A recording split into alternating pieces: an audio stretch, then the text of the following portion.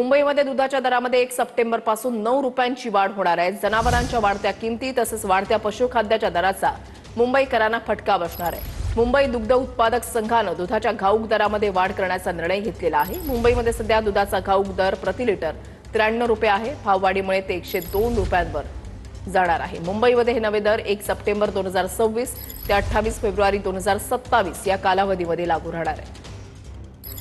हिरा ढाकणे आमचे प्रतिनिधी या संदर्भातली अधिक माहिती देतील। हिरा, नक्कीच वृषाली, मुंबईकरांच्या घरगुती बजेटला मोठा फटका बसणार आहे। 1 सप्टेंबर पासून हा निर्णय होणार आहे।